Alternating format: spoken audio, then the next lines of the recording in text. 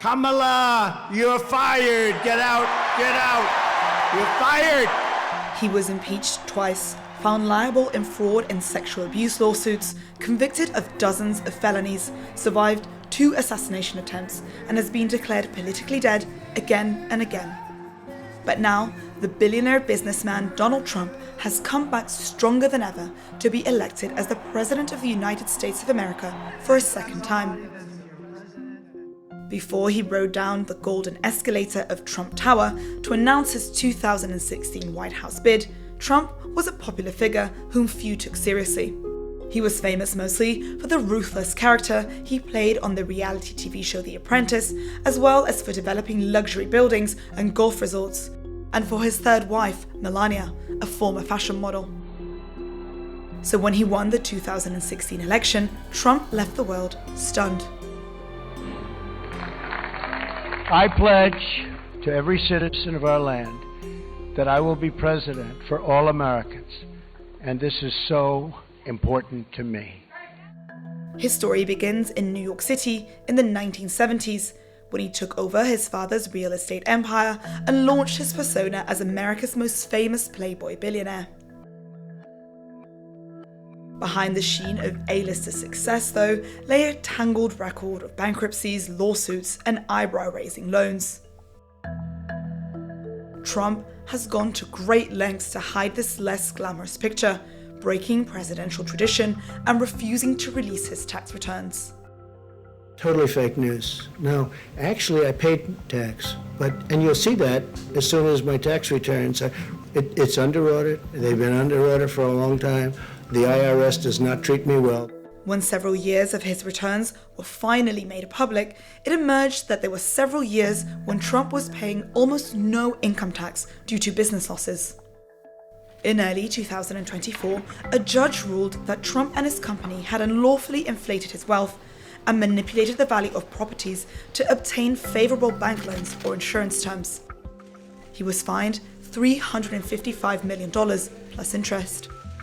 He does, however, remain exceedingly rich. He is worth no less than several $1 billion, according to Forbes magazine. Worshipped by supporters, he is considered by detractors to be a danger to the country. And he still claims falsely to have won the 2020 election. Why aren't they investigating November 3rd, a rigged and stolen election, without getting to the bottom of which we will never have a fair and free democracy? Trump's life is awash with substantial legal allegations, convictions, and rulings.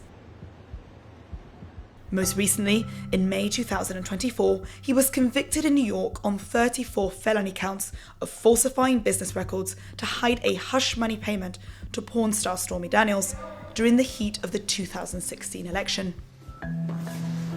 This was a disgrace.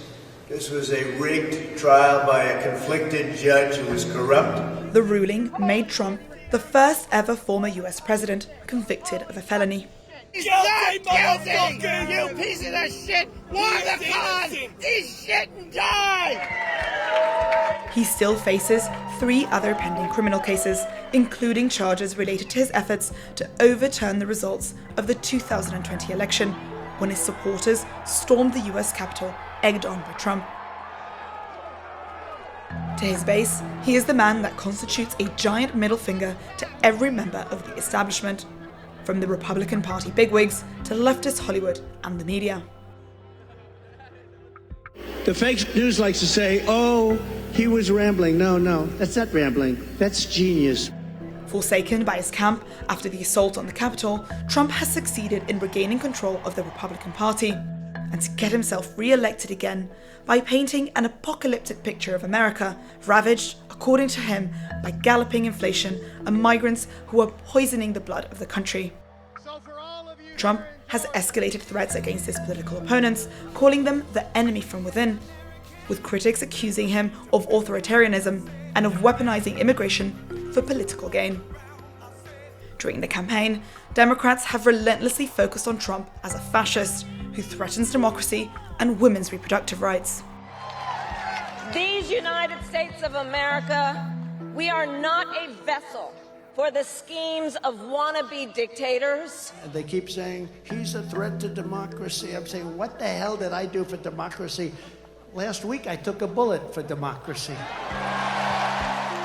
The picture of Trump, face bloodied and fist raised after he was shot in July at a rally in Pennsylvania, has become one of the defining images of the campaign and one of the most iconic in US political history.